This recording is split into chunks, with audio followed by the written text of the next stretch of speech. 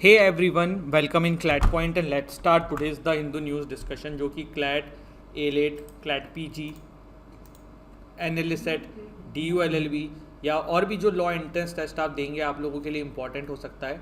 तो बिना समय बढ़ाए आगे बढ़ते हैं, शुरू करते हैं हमारे आज के सेशन को।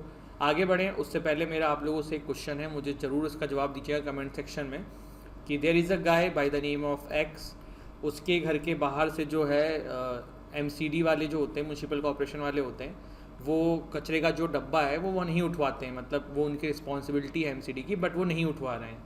तो ये बोल रहा है भाई मेरा फंडामेंटल राइट वायलेट हो रहा है। तो ये कह रहा है फंडामेंटल राइट वायलेट हो रहा है, तो पहले तो आप ये बताओ कि इसका कौन सा फंडामेंटल राइट वायलेट हो रहा है, और दूसरा कि अगर वायलेट हो रहा है तो ये हाई कोर्ट में जाना चाहता है अंडर आर्टिकल 226, तो ये कौन से रिट फाइल करेगा, ये मुझे कमेंट सेक्शन में आप लोगों से जवाब चाहिए। ठीक है, अब आगे बढ़ते हैं, शुरू करते हैं आज के हमारे सेशन को। सबसे पहले देखिए, supreme court delivers split verdict on Karnataka हिजाब बैन। यहाँ पे क्या हुआ है, देखिए हिजाब कंट्रोवर्सी हमारी काफ़ी समय से देश में चल रही है। आपने सुना था कि जब कर्नाटका हाई कोर्ट का वर्डिक्ट आया था तो उसमें ऐसा कह दिया गया था कि हिजाब जो है वो मतलब जो भी आपके स्कूल है या कहीं भी है तो वहाँ पे पहनने का नेसेसिटी नहीं है, और इस तरीके की चीज़ें वहाँ पे आई थी। उसके बाद ये मैटर जो है सुप्रीम कोर्ट में गया था। सुप्रीम कोर्ट में 2 जजेस की बेंच बैठी थी जिसमें अलग अलग डिसीजन आया है। जस्टिस हेमंत गुप्ता ने कहा है कि मतलब अलग अलग डिसीजन नहीं आया है, अलग अलग व्यूज़ हैं दोनों जजेस के। जस्टिस हेमंत गुप्ता का है, इनका ये कहना है कि the right to express herself by wearing a hijab stop at the school gate, freedom of expression guarantees under article 1918 does not extend to wearing of head scarf. ठीक है, यहाँ पे जस्टिस सुधांशु धूलिया ने बोला है कि wearing a hijab should be simply a matter of choice, it may be only way her conservative family will permit her to go school and in those cases her hijab is her ticket to education. तो ये यहाँ पे 2 verdict आए हैं। अब इसमें क्या होगा सर, अब आप कहोगे कि सर अब क्या है, ये तो 2 अलग अलग चीज़ें आ गई हैं। तो ऐसे मैटर पे फिर मामला जो है ना वो लार्जर बेंच पे जाता है। तो लेट्स सी, अब जब लार्जर बेंच पे मैटर जाता है वहाँ पे क्या डिसीजन आता है। अब जैसे यहाँ पे 2 की जगह अगर 3 होते, ठीक है, 3 जजेस की बेंच होती, तो फिर ये स्प्लिट वर्डिक्ट नहीं हो पाता। फिर क्या होता कि कोई 2 लोगों का तो एक जैसा फेवर डिसीजन होता और दूसरे का अपोजिट होता, तो फिर जो मेजॉरिटी होती है उसको फिर उस डिसीजन को आगे कर दिया जाता है। तो ये है। बाकी हिजाब के बारे में हमने पूरा डिटेल में डिस्कस किया हुआ है, हमने इसके प्रायर जो हमारे देश में वर्डिक्ट्स हैं वो भी देखे हुए हैं। केरला के आपको याद होगा कि 2 हाई कोर्ट के वर्डिक्ट थे जो हमने डिटेल में डिस्कस किए हुए हैं। इवन जो हमारी 6 आवर्स वाली वीडियो है उसमें भी हिजाब कंट्रोवर्सी पे पूरा एक मैंने आर्टिकल डाला हुआ है। ठीक है, इसके बाद है India abstains on UNGC resolution against Russia. तो भारत ने जो है रशिया के अगेंस्ट में जो UNGC का रिजोल्यूशन चल रहा था, UNGA का रिजोल्यूशन चल रहा था, उसके अगेंस्ट में वोट नहीं किया है, ना ही उसके फेवर में वोट किया है। भारत ने अब्सटेन कर लिया है। अब्सटेन करना बेसिकली होता है ये कि वोट ना देना। ठीक है, ये किस चीज़ के ऊपर था, तो Russia's illegal referendum and attempts to annex the parts of Ukraine के ऊपर जो यहाँ पे जो ये वोट डल रहा था। ठीक है, यूनाइटेड नेशन जनरल असेंबली में। देखो एक बात है कि जो लोग ज़्यादा जियो पॉलिटिक्स या नॉलेज, मतलब इतना करंट अफेयर का, फॉरेन करंट अफेयर्स का, इंटरनेशनल करंट अफेयर्स का, इंटरनेशनल रिलेशंस का आइडिया नहीं होता है, तो वो लोग ना अभी सीधे समझ रहे होंगे कि देखो रशिया ने जो है यार यूक्रेन के ऊपर मिसाइल अटैक करी है और वहाँ पे कुछ सिविलियंस की मृत्यु हो गई है। लेकिन ये आपको क्यों सुनाई दे रहा है, क्योंकि जो वेस्टर्न मीडिया है ना आज की डेट में वो यही चीज़ें दिखा रहा है।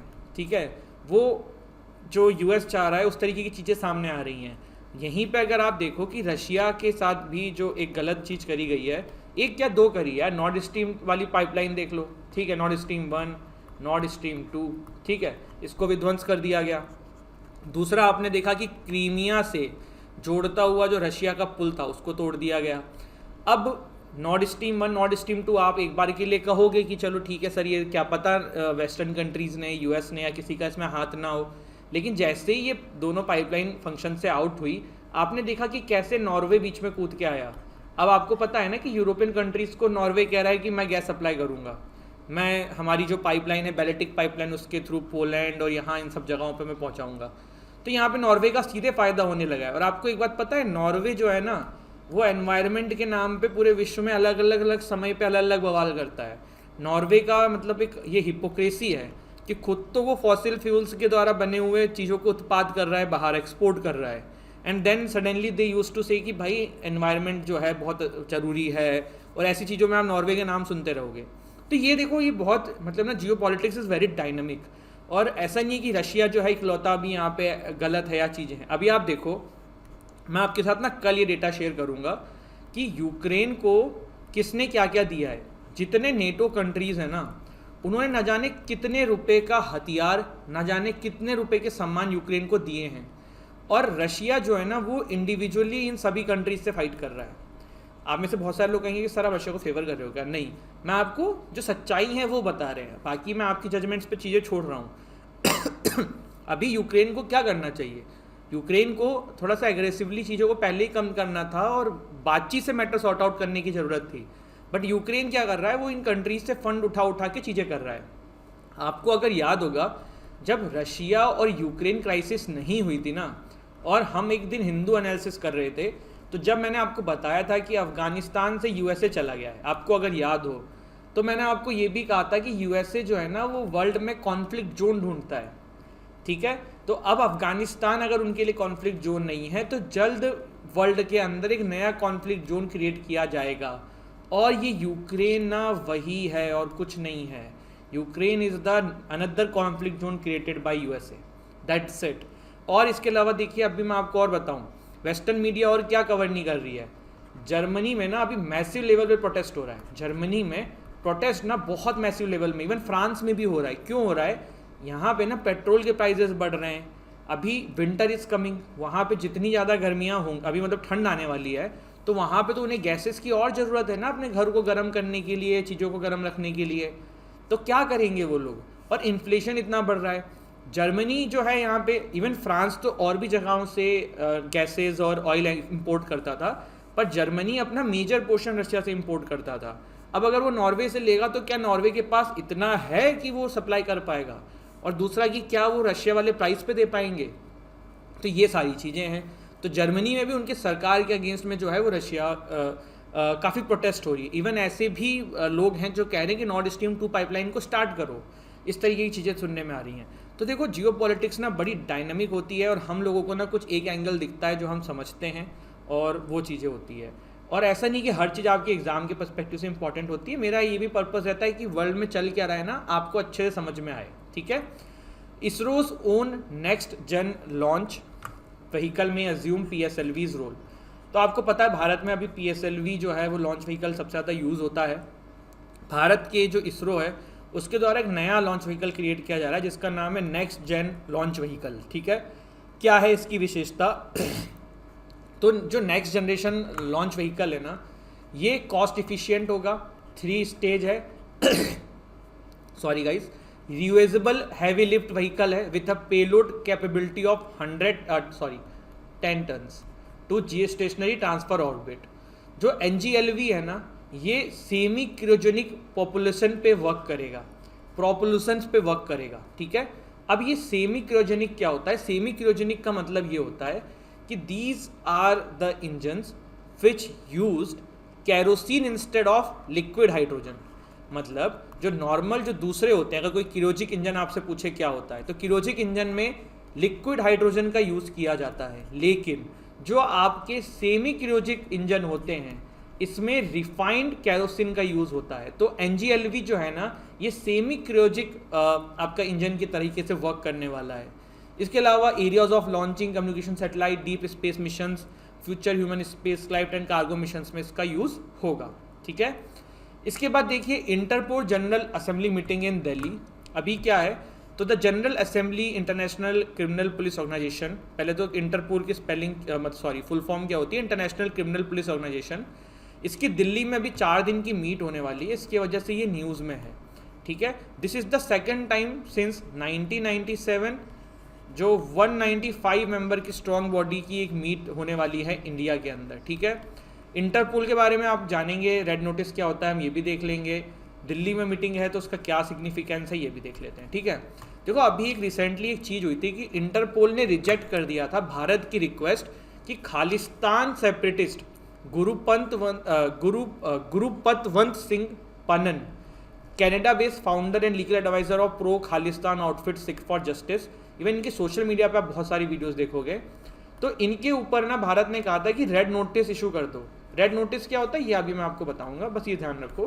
तो इंटरपोल ने ना भारत की इस रिक्वेस्ट को मना कर दिया था। रीजन बिहाइंड द रिक्वेस्ट क्या था कि जो ये पानन है ना, ये terrorist under Indian UAPA law घोषित किए हुए हैं। इंटरपोल जो है it's an international criminal police organisation, international organisation है यूनाइटेड नेशन एजेंसी की that facilitate world wide police cooperation and crime control. ये डेटा शेयर करते हैं, जैसे कि हर स्टेट की, हर कंट्री की जो लोकल पुलिस हैं, जो स्टेट की सरकारों के द्वारा एक रिकॉग्नाइज कोई भी संस्थान होगी, वो इनके साथ सारा डेटा शेयर करती है। इनका हेडक्वार्टर जो है वो लियोन फ्रांस में है। फॉर्म्ड हुई थी 1923 में। इंडिया इसका तब से मेंबर है। ये इसका सिंबल है। रेड नोटिस क्या होता है? देखो, भारत की जो CBI है, that is the national coordinating agency with Interpol. Red notice का मतलब होता है it is a request to locate provisionally arrest individual pending extradition. जैसे कि भाई कोई बंदा कनाडा में है तो रेड नोटिस पे हो जाएगा कि भाई कनाडा में उसको अरेस्ट करके फिर एक्सट्रेडिट किया जाए। तो इस तरीके की चीज़ें, मतलब वो बंदा जो है ना क्रिमिनल हर जगह हो जाएगा। It is issued by general secretary at the request of member country on और an international tribunal based on a valid national arrest warrant. Apart from red notice, Interpol जो है वो 7 अलग अलग तरीके के नोटिस इशू करता है, जैसे कि black notice, yellow notice etcetera. ठीक है, तो ये था बेसिकली रिगार्डिंग रेड नोटिस। अभी ये कंटेस्ट क्या था वो भी मैंने आपको बता दिया है। ठीक है, आगे बढ़ते हैं। In talks with Erdogan, Putin proposes building gas hub. तो टर्की से बात चल रही है पुतिन साहब की, और ये कहा जा रहा है कि भाई जो है हम गैस हब बनाएंगे टर्की के अंदर। देखो, अगर आप मैप देखोगे ना तो Turkey is situated at a very important location, जहाँ से ना मतलब मोस्ट ऑफ द वर्ल्ड का ट्रेड एंड एवरीथिंग होता है। तो ये भी एक है। और दूसरा कि टर्की का रशिया से थोड़ा संबंध ठीक है। आपको पता होगा कि जब S-400 मिसाइल सिस्टम रशिया ने टर्की को दिया था, तब USA ने कहा था कि टर्की भाई तुम पे हम लगा देंगे काटसा अगर तुमने लिया तो टर्की जो है वो नेटो का पार्ट है, लेकिन वो रशिया का भी काइंड ऑफ सॉफ्ट कॉर्नर है उसके पास। कुछ अब उनके रिलेशन अच्छे हैं। यहाँ पे एक चीज़ और आपको देखने को मिलेगी कि नेटो की कंट्रीज़ ने जो हथियार सप्लाई किए हैं ना, उसमें टर्की सबसे कम करने वाला कंट्री है। इसने सिर्फ ड्रोन्स दिए हैं, मैंने जो कल पढ़ा था। भाई कल मैं आंकड़े आपके साथ शेयर भी करूंगा कि किसने क्या दिया। आप बहुत ताज्जुब में आ जाएंगे। आपको ये चीज़ समझ में आएगी कि क्यों यूक्रेन जो है ना इतना सर्वाइव कर पा रहा है, क्योंकि उसको कुछ खर्च नहीं करना है। सब कुछ ये बाकी कंट्रीज़ दिए जा रही हैं और वो भैया अपना किया जा रहा है। टैक्स पेयर्स के पैसे जो हैं वो यूरोपियन कंट्रीज़ में ऐसे उड़ाए जा रहे हैं, ये देखने को मिल रहा है।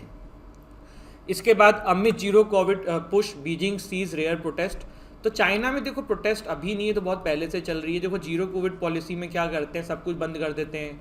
इकोनॉमिकली लोग जो हैं सफ़र कर रहे हैं, पर वो चीज़ चल रही है। और चाइना में ना अभी बहुत मैसिव लेवल पे ब्रेकडाउन देखने को मिल रहा है कोविड-19 का। रीज़न क्या है ना, देखो बाकी कंट्रीज़ को जब ओपन किया गया था तो उनके लोग जो है ना वो कोविड के प्रकोप में आ गए थे, आके सही हो गए थे। पर चाइना में उस समय लोगों को कोविड नहीं हो रहा था, क्योंकि इन्होंने टैकल कर लिया था जीरो कोविड पॉलिसी के तहत। पर आज नहीं तो कल लोगों को जो है वहाँ पे सामने आना पड़ेगा, तब कोविड होने के चांसेस बढ़ेंगे। दूसरा एक कारण ये कि जो चाइना की वैक्सीन है ना, जानकारों का ऐसा भी कहना है कि वो इतनी इफेक्टिव नहीं थी। तो वैक्सीन लगाने के बाद भी लोगों को कोविड हो जा रहा है, और अभी भी जीरो कोविड पॉलिसी चल रही है। जीरो कोविड पॉलिसी मतलब अगर कहीं भी कुछ निकलता है सब बंद कर देते हैं। तो इकोनॉमिकली वहाँ के लोग जो है ना काफ़ी सफ़र कर रहे हैं, तो जीरो कोविड पॉलिसी की वजह से। तो ये भी एक बहुत बड़ा इशू है जो चाइना के अभी अंदर चल रहा है। और आपको जैसे कि मैं हर बार बताता हूँ कि जी जिनपिंग साहब इसको वापस भी नहीं ले सकते हैं, क्योंकि ये उनका ब्रेन चाइल्ड था। तो वो ये कैसे कहते हैं कि मैंने कुछ गलत किया है। और अभी तो जब लीडर चुना जा रहा है वहीं कम्युनिस्ट पार्टी के लिए। CSTO जो है वो अभी न्यूज़ में थी। क्यों? Kyrgyzstan cancelled its military exercise for collective security treaty organisation to be held this month. CSTO जो है ये 1992 में बनी थी। देखो जैसे USSR था, उसके कंटेस्ट में नेटो बनाया गया। USSR तो डिसइंटीग्रेट हो गया। फिर उसके बाद रशिया ने ना नेटो के तरीके से बनाने की सोची थी CSTO, लेकिन इस लेवल पे ये मैसिव बढ़ नहीं पाया जितना नेटो है। तो 1992 में बना था। इंटर गवर्नमेंटल मिलिट्री अलायंस है, Eurasian, consisting of 6 post Soviet, Armenia, Belarus, Kazakhstan, Kyrgyzstan, Russia and Tajikistan. चलो एक बात बताओ, नेटो जो है क्या इट्स एन मिलिट्री ऑर्गेनाइजेशन? ठीक है, इंटर गवर्नमेंटल मिलिट्री ऑर्गेनाइजेशन है, या फिर it's an inter governmental political alliance? फिर से मैं क्वेश्चन रिपीट कर रहा हूँ, क्या NATO inter governmental military alliance है या इंटर गवर्नमेंटल पॉलिटिकल अलायंस है? ठीक है, इसका जवाब भी मैं आपको बता देता हूँ, ये दोनों है। नेटो जो है ना वो intergovernmental military alliance as well as intergovernmental political alliance भी है। ये नेटो की वेबसाइट पे ही लिखा हुआ है। तो ये था CSO के बारे में, ये मैप के थ्रू भी आप देख सकते हो। इधर देख रहे हो आप ब्लैक सी जो है ना, मैंने आपसे भी बताया था ना कि टर्की जो है देखो बहुत इंपॉर्टेंट है ट्रेड के पर्सपेक्टिव से। क्यों? क्योंकि टर्की के बगल से ब्लैक सी है पूरा, मतलब वर्ल्ड की जो मोस्ट ऑफ द ट्रेड है ना वो यहीं से होकर गुजरती है। तो Turkey is very important location पे सिचुएटेड है। रशिया आपको दिख ही रहा है। यहाँ पे अभी देखो एक नई हलचल चल रही है, ये तो यूक्रेन हो ही गया। यहाँ पे देखो कहीं है आपका जो चलो अब वो मैप है नहीं यहाँ पे, मैं बताता आपको। ठीक है, चलिए, आपको पता है ना बैल्टिक पाइपलाइन जो है नॉर्वे से चालू हो चुकी है। अब मुझे ये तो एग्जैक्ट याद नहीं, लेकिन मैं आपको बता देता हूँ कि देखो जो नॉर्वे की जो बैल्टिक पाइपलाइन है ना, वो रशिया का 1/8 भी नहीं सप्लाई कर सकती है एक दिन में। मतलब जो कैपेसिटी है नॉर्वे की बैल्टिक पाइपलाइन का एक दिन में गैसेस या जो भी चीज़ें हैं उसको सप्लाई करने का, वो नॉर्वे का 1/8 है कंपेरेटिवली टू द रशिया की जो नॉर्ड स्ट्रीम 1 या नॉर्ड स्ट्रीम 2 पाइपलाइन थी। और ये जो कदम उठाया गया है ना USA के द्वारा या किसी के भी द्वारा, जो ये पाइपलाइन डिस्ट्रॉय करी गई है, ये यहाँ मैं गलत बना रहा हूँ, इस चक्कर में मत फंसना, ये जस्ट क्योंकि मैप में जगह नहीं है, लेकिन ये बहुत गलत है। ठीक है, क्योंकि रशिया तो सफ़र कर ही रहा है, लेकिन साथ में अब आपके जो यूरोपियन कंट्रीज़ हैं ना वो भी करने वाले हैं। तो दिस इज़ इट गाइज, ये था हमारा आज का सेशन एंड आई होप आपको सेशन अच्छा लगा हो। वीडियो अच्छी लगी हो तो वीडियो को लाइक करिएगा, चैनल को शेयर करिएगा, चैनल को सब्सक्राइब करिएगा। हंसते रहिए, मुस्कुराते रहिए, पढ़ाई करते रहिए। जय हिंद।